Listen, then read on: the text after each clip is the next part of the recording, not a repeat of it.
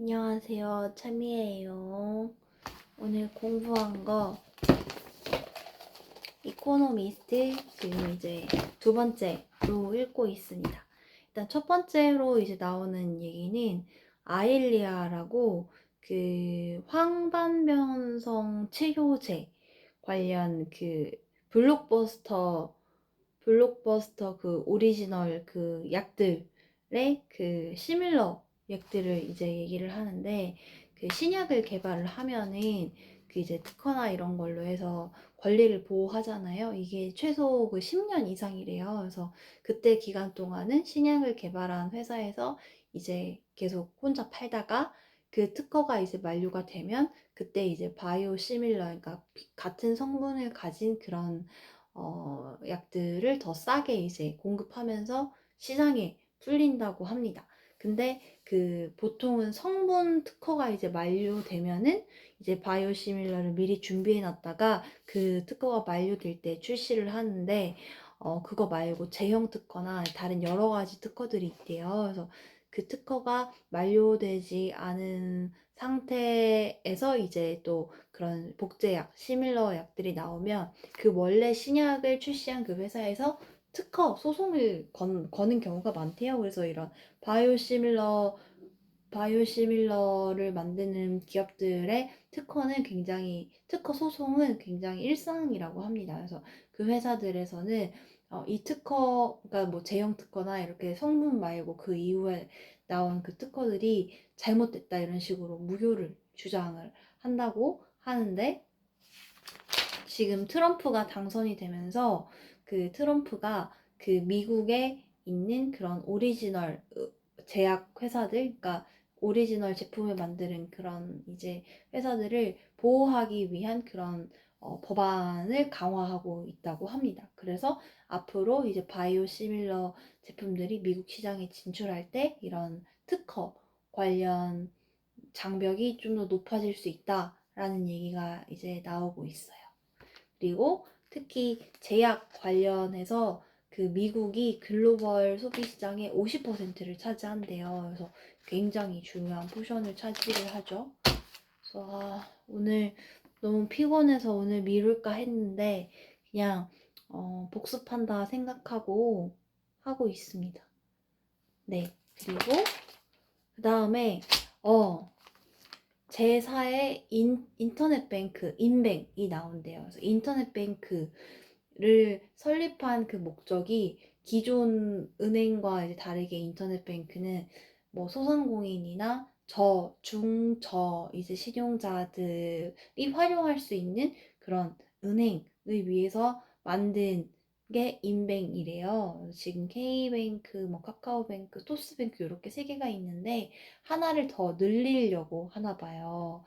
근데 카카오뱅크 등 이제 기존의 인뱅들도 처음에는 그런 목적으로 설립이 됐는데도 운영을 하다 보니까 뭐 담보대출 위주로 이제 넘어가면서 애초에 목적과 다르게 이 인뱅들이 이자 장사를 한다 그러면서 비판하는 시각도 있나 봐요. 그래서 지금 나오는 인터넷 뱅크는 그 기존에 있던 그 인뱅들보다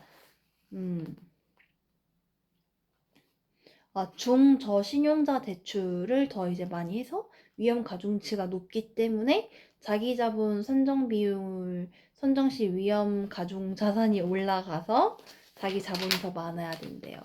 그래서 한 이제 1조 정도 이제 있어야 될 걸로 이제 예상하더라고요. 최소 1조 원 이상의 자본금.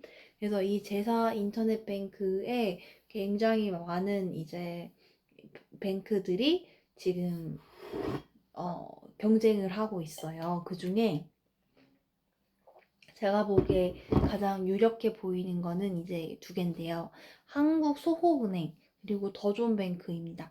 한국소호은행은 한국신용데이터라고 이제 소상공인 경영관리 서비스 캐시노트를 운영하는 곳이래요.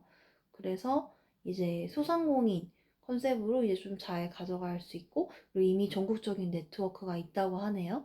그리고 더존뱅크는 그 더존 비즈온 아시죠? 그 ERP 프로그램 운영하는데 거기서 이제 그거랑 관련된 뱅크인데 신한은행이 더 좋은 비존 관련해서 지분을 좀 갖고 있는 것 같아요. 그래서 이 더 좋은 뱅크도 신한은행도 지분이 있고 그리고 ERP를 하면서 기업들의 데이터를 굉장히 많이 갖고 있잖아요. 그래서 이 데이터를 신용평가에 활용을 할 수 있다. 이런 데이터를 활용을 할 수 있다라고 얘기를 해서 굉장히 큰 경쟁력이 될 것 같습니다. 그래서 지켜봐야겠지만 제가 꼽는 픽은 더존뱅크가 아마 되지 않을까. 그래서 뭐가 될지 궁금하고요. 그리고 밀키트 시장 얘기가 나와요. 그래서 밀키트 시장이 코로나 시기에 엄청나게 성장을 했대요. 어느 정도 수준이냐면 18년도에 350억에서 21년도에 3천억대. 그러니까 거의 뭐 한 3년 동안 10배 가까이 큰 거죠. 근데 지금은 3천억 하던 게 이제 3,800억 정도 이제 된다고 하는데 이제 그 밀키트 시장에 이제 진출한 그 밀키트 업체들 중에 이제 폐업하는 곳들도 이제 많대요. 근데 밀키트 시장 1위 업체가 프레시즈인데 프레시즈가 지금 18년도부터 시장이 엄청 컸잖아요. 엄청 컸는데도 최근 몇 년 동안 계속 적자를 보고 있더라고요. 지금 20년도부터 23년도까지 계속 적자를 보고 있는데 매출 원가율이 80%래요. 굉장히 충격적이죠. 네. 그래서 확실히 밀키트는 저희가 어떻게 보면 그러니까 재료를 사서 만들 수도 있고 아니면 그냥 그 제품을 사 먹을 수도 있고 다른 이제 대체할 수 있는 그런 게 많은 상황에서 밀키트를 먹으려고 하면 일단 당연히 맛있어야 되는 건 당연하고 어, 가격이 사 먹는 것보다는 싸야 되잖아요. 근데 이제 그 뭐 인플레이션으로 자재값이 이제 계속 올라가니까 가격도 계속 비싸지고 이러면서 이제 최근 사람들이 밀키트를 사 먹지 않는 가장 큰 이유가 가격이라고 합니다. 저도 동의해요. 밀키트 사볼까 하다가도 가격을 보면 그냥 뭐 내가 대충 만들어 먹는 게 낫지 않을까? 아니면 귀찮은데 사 먹거나 이렇게 되는 것 같아요. 너무 다 올라가니까 사 먹는 거나 밀키트나 물론 사 먹는 게 당연히 더 비싸지만 밀키트로 크게 이렇게 절약할 수 있다는 생각이 안 드니까 더 그런 것 같습니다. 그래서 밀키트 시장에서 제가 느낀 거는 식품 판매 굉장히 쉽지 않다. 그래서 일단 매출 원가도 높은 데다가 비싸게 올릴 수도 없고 그리고 뭐 보관, 운반 비용, 식재료 관리 비용 이런 것도 이제 많이 들죠. 그래서 이제 프레시지 이제 그 대표가 지금 이제 AI 빅데이터 이제 활용해가지고 이 재료들을 이제 생산할 때 또 이제 그러니까 구매를 예측해서 이제 얼마나 생산할지 그런 거 효율화하려고 하는 것 같아요. 그래서 요런데 이제 데이터를 활용한다고 합니다. 그리고 그 다음으로 그 돌봄이 얘기가 나와요. 지금 이제 그 일을 하고 있는 그런 이제 부부들이 아이를 맡겨야 되잖아요. 그래서 그 아이를 맡길 수 있는 방법이 두 개가 있는데 정부가 운영하는 공공 서비스 아이 돌보미 사업하고 민간 도우미 소개 업체가 있대요. 그래서 정부에서 운영하는 이제 아이 돌보미 이거는 그 기준이 있대요. 그래서 기준에 충족한 사람들만 이제 할 수 있기 때문에 지금 3만 명밖에 안 된다고 해요. 근데 이제 그 일하는 기혼 여성이 266만 명이래요.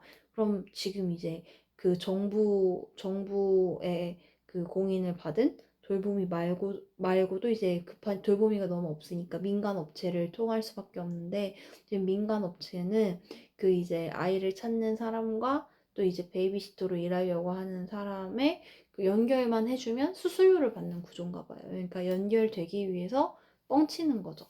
그래서 문제가 되고 있어서 개정안을 통해 가지고 그 민간 그 돌봄 소개 업체들이 이제 다 이제 그 신고하고 일하도록 하고 여기에 이 민간 업체에서 일하는 돌보미들도 범죄 사실이나 이런 거 이제 데이터를 조회할 수, 뭐 병력 사실이나 조회할 수 있게 그 개정을 한다고 합니다. 근데 개정되더라도 이제 내년 정도에 이제 시행되지 않을까라고 추측을 하고 있고요.